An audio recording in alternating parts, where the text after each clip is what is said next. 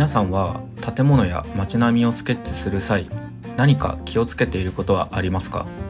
なんだか形が歪んでしまう、奥行きが不自然になる、そんな悩みを持つ方は多いのではないでしょうか。今回はスケッチを楽しむなら絶対に知っておきたい透視法、いわゆるパースという魔法のテクニックをお教えします。この方法をマスターすれば、今映像に映っているような複雑に見える建物も驚くほど簡単に描けるようになります。今日はまずは一点透視法と二点透視法の基本をサクッと整理し、後半では実際にこの二点透視法を使ってレトロな建物を一緒に描いていきましょう。消しゴムチャンネル。改めまして、社会人イラストレーターの消しゴムです。私は普段フルタイムで働きながら休日を使ってイラストレーターとして活動しています。今日お話しするのは絵を描く上での考え方の土台となる透視法です。実は私もスケッチを始めたばかりの頃は建物のバランスがどうしても取れなくて、なぜだろうとずっと悩んでいました。でもある時、この透視法の仕組みを知ってから目の前の景色が全く違って見えるようになり、一気に世界が変わったんです。今日はその感動を皆さんにお裾分けします。まずは一点透視法から説明します。わかりやすく直方体を例にしてみましょう。何も考えずに直方体を描くと、正面から見た図は正しく描けても奥行きの線の角度がバラバラになり、バランスが悪くなってしまうことがあります。これを解消するのが一点透視法です。一点透視法とは、全ての奥行きがたった一つの点に向かって吸い込まれていく描き方のことです。まず立方体を正面から見て最初の四角を描きます。これは誰でも描けますよね。次に横一本の補助線を引きます。これがいわゆるアイレベル、目線の高さです。カメラがどの高さにあるのかを決める線ですね。このアイレベルの上に消失点、英語で言うとバニシングポイントって言うんですけども、この点を一つ打ちます。消失点はどんなに遠くへ続く道や建物も最終的にこの点に集まって消えていく、いわば奥行きの終着点です。最初に描いた四角形の各頂点からこの消失点に向けて直線で結びます。これが奥行きを正しく描くための補助線になります。あとは適当な場所に縦線を引き、補助線に合わせて四角形を閉じればバランスの良い立方体の完成です。消失点はアイレベルの上ならどこに打っても OK。 これが一点透視法です。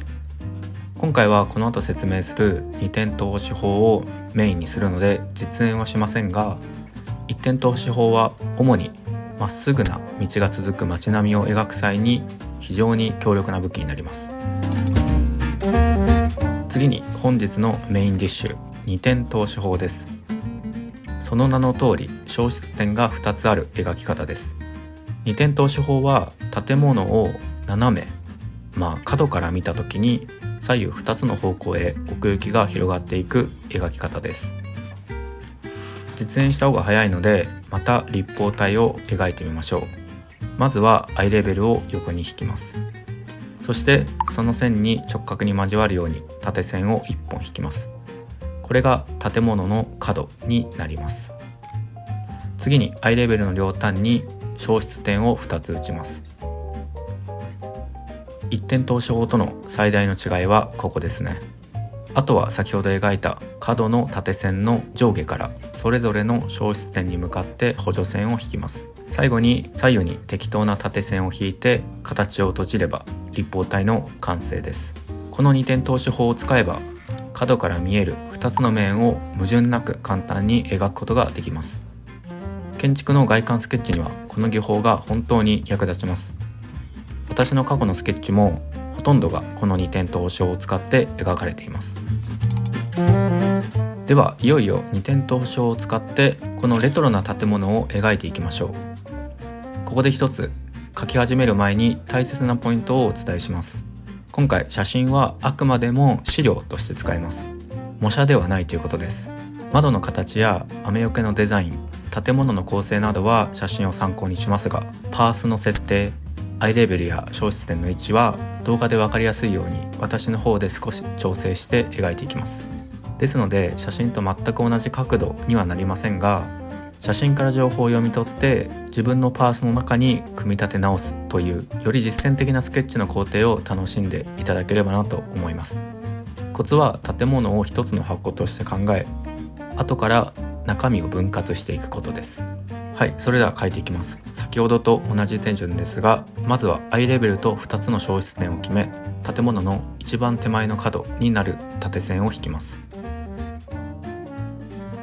ここから左右の消失点へ線を伸ばし、大きな箱を作ります。これが建物の外枠、つまり側になります。この建物は2階建てで印象的な窓や雨よけがありますよね。写真を見ながら中央の縦線に窓の高さ、1階と2階の境目など目印を打っていきましょう。そしてその点と消失点を補助線で結びます。あとは補助線というガイドに沿って窓を描き込んでいくだけです。二点透視法の素晴らしいところは、横の線はすべて消失点へ、縦の線はすべて垂直に描けば、それだけで立方体としての整合性が取れることです。写真のパースを無理に追うよりも、このルールを守る方がずっと楽に説得力のある絵が描けます。さて、少し複雑に見える雨よけに移りましょう。建物という大きな箱から飛び出している小さな箱だと考えます。壁に引いた補助線を壁の面を突き抜けて手前に少し延長、オーバーラップさせて引いてみてください。その先端を左右の消失点と結べば、壁からせり出した立体感を迷わず表現できます。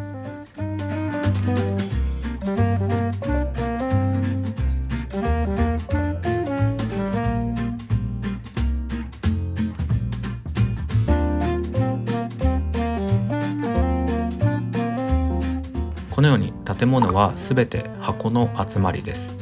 これさえ分かれば、どんな複雑な建物も二点透視法というルールの中で自由に組み立てることができるんです。はい、いかがだったでしょうか。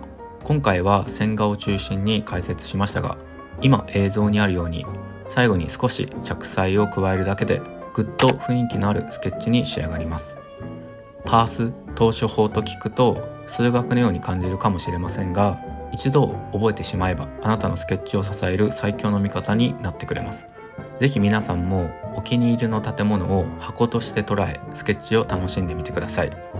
もしリクエストがあれば、今回は紹介しきれなかった一点透視法の実演や、さらに高度な三点透視法の解説も動画にしようと思います。